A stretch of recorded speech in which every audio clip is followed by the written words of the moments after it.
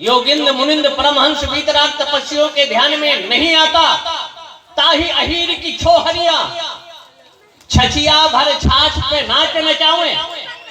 ये अगर कहीं है तो ये भक्ति का ही प्रभाव है।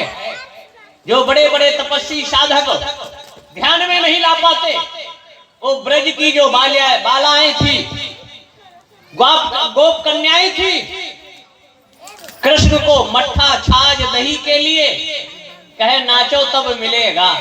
जो विश्व ब्रह्मांड को नचाता है, ये शक्ति अगर कहीं है तो माताओं की भक्ति में है।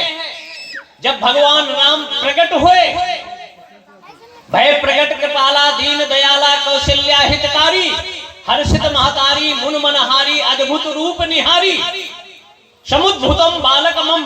अद्भुत विलक्षण बालक को देखकर माता ने कहा ऐसा बालक नहीं होता। तो कहे कैसा होता है? कहे बालक छोटा होता है।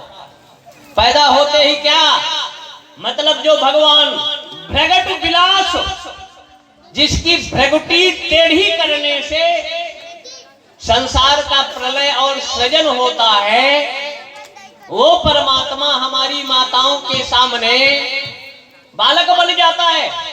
और बालक ही नहीं, माता पुन बोली सो मत डोली तजहु ताते है रूपा की जय शिशुलीला अति प्रिय शीला यह सुख परम अनूपा।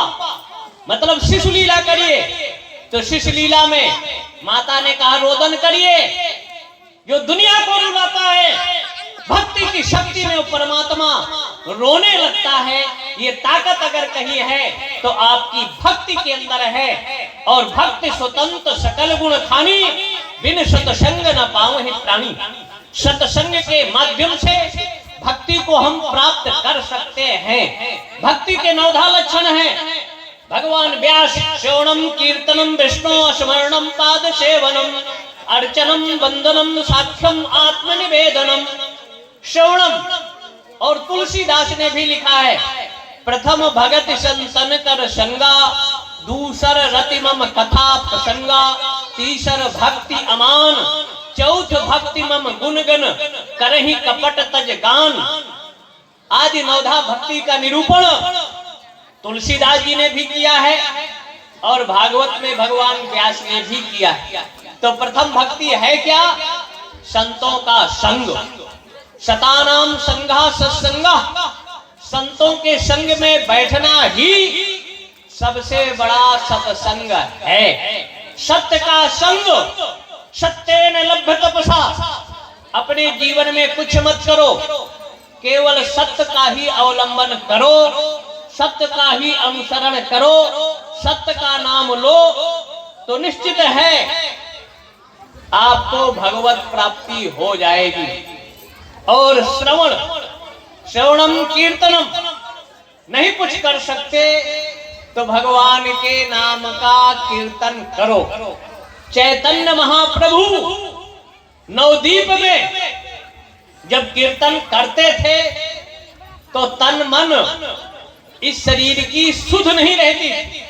यहां तक हिंसक जीव नवदीप से जब वो ब्रज की ओर चैतन्य महाप्रभु चले तो रास्ते में सांप, सिंह, हाथी, बिच्छू जैसे अनेक विषैले जीव रास्ते में लोगों को अपना भोजन बना लेते थे। लेकिन चैतन्य महाप्रभु जब नाम का कीर्तन करने लगे और अपनी तन्मयता से अपने शरीर का भान नहीं रहा तो हिंसक प्रवृत्ति के जीवों ने अपनी हिंसक प्रवृत्ति का परित्याग कर वो भी तन्मयता में नाचने लगते थे। तो ये आनंद आपको भक्ति में ही प्राप्त हो सकता है। ऐसे भक्तमय जीवन की हजारों कथाएं भक्तों की हैं। न्याय के बहुत बड़े पंडित थे उदयनाचार्य बनारस में, उनको संपूर्ण कारिकावली आदि ग्रंथ कंठस्थ था। लेकिन भगवान के बहुत बड़े भक्त भी थे। जब जगन्नाथपुरी में पहुंचे और पहुंचने के बाद पुजारियों ने मंदिर का दरवाजा बंद कर दिया कि अब समय हो गया, अब आपको दर्शन नहीं होंगे, अब आप वापस जाइए।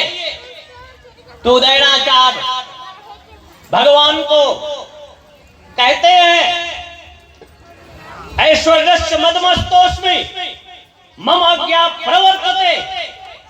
यहां आकर भक्तों ने आपका बड़ा ध्यान दिया, बहुत ऐश्वर्य मिल गया, आप मनमस्त हो गए, लेकिन जब बौद्ध आपका खंडन करेंगे तो मंडन करने के लिए उदयनाचार्य को ही आना पड़ेगा। इसलिए मेरी अवज्ञा, हमारी उपेक्षा मत करिए। उन्होंने का ये कहना था और मैं जाने वाला नहीं।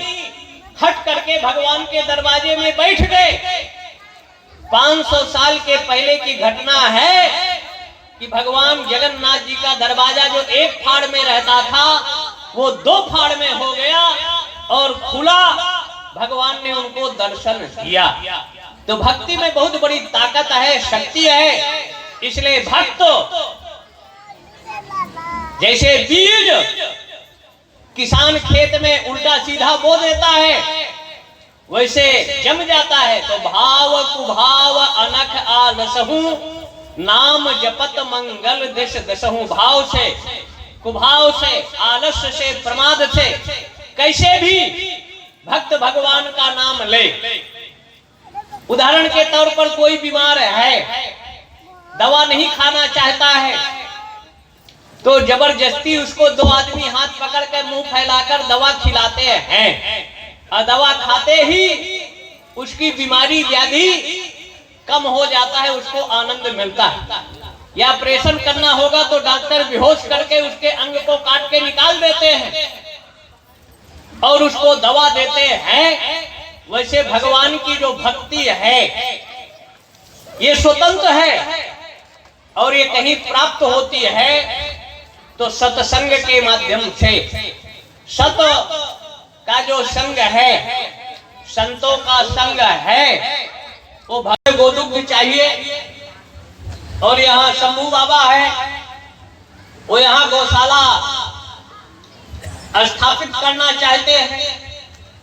उनकी इच्छा है कि यहाँ गौशाला बने, गायों का संरक्षण संवर्धन हो। तो उसके लिए आप सब लोगों का सहयोग, जो लोग चाहते हैं यहाँ गौशाला बने, जरा हाथ उठाओ। चाहते हैं गाय की रक्षा हो, गौशाला बने, नीचे कर लो। अब जो लोग चाहते हैं गौशाला ना बने, वो लोग हाथ उठावे। एक है बस, एक माई है और सब लोग, मतलब बहुमत आप लोगों का है कि गौशाला यहाँ बने और जहाँ गाय होगी वहीं भगवान का अवतार होता है। भगवान कृष्ण का भी नाम एक गोपाल है। तो दुनिया में जितने प्राणी हैं, अगर पैदा हुए सुअर का बच्चा या बकरी का बच्चा, गधा का बच्चा, भेड़ का बच्चा या मनुष्य का बच्चा या बेटी, जल्दी बोलती नहीं।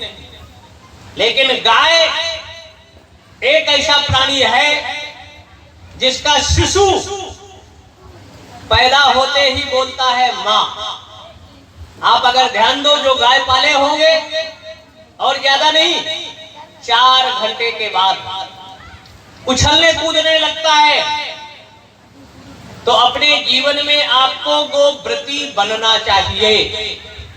गाय का दुग्ध और गाय का घी अगर आंख में लगाओ तो चश्मा नहीं लगेगा, आंख की बीमारी दूर होगी। गैस्ट्रिक की समस्या है, जिनको दमा की बीमारी है, 21 दिन देसी गाय का 10 ग्राम गोमूत्र सेवन कर लें। अब 22वें दिन डॉक्टर से चेक करा लेना, आपका दमा रोग खत्म हो जाएगा। 90 दिन गाय का घी आंख में लगाओ, नेत्र के विकार, जो आंखें लाल हो जाए और दवा से ठीक ना हो तो 40 दिन देसी गाय का घी आंख में लगा दो, आंख आपकी 90% ठीक हो जाएगी। जिनको बीपी हाई रहता है, 15 मिनट गाय के शरीर में दाहिना हाथ फेर दो, आपका बीपी बढ़ेगा नहीं।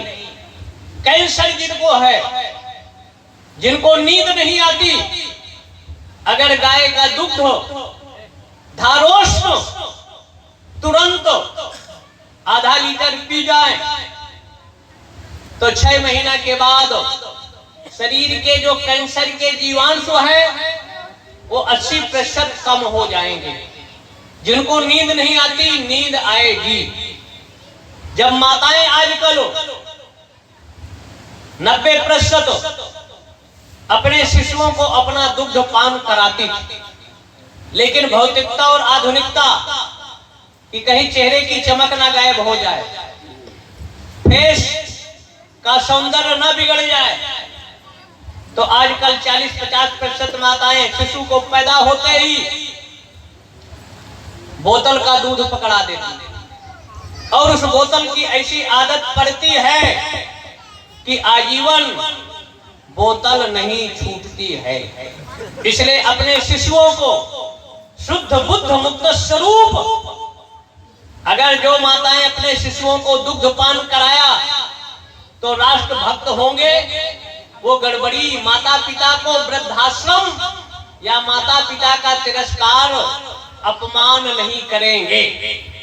जो माताएं अपने शिशुओं को बोतल पकड़ाया तो लड़का जब प्रौढ़ होता है, जवान होता है, तो Thums Up, cold drink, Limca आदि विभिन्न तरह की बोतलें आ गई, ठंडा पे।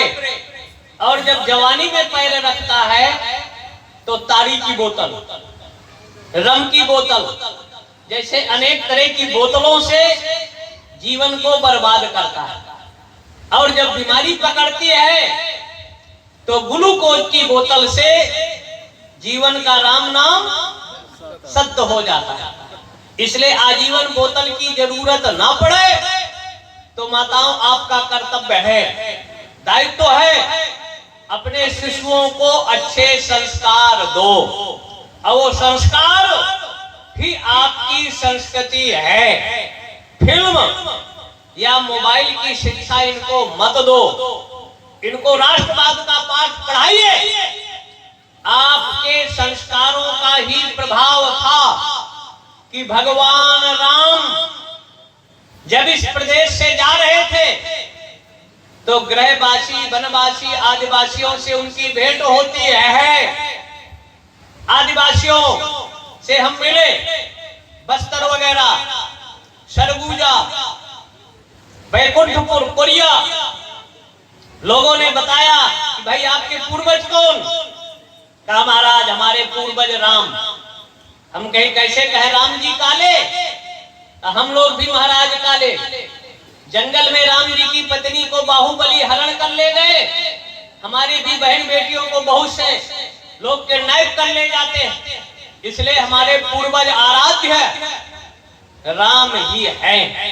लेकिन सरकार की जो नीतियां हैं इनको आदिवासी कहते हैं। ये आदिवासी नहीं है, ये इस देश के अनादिवासी हैं।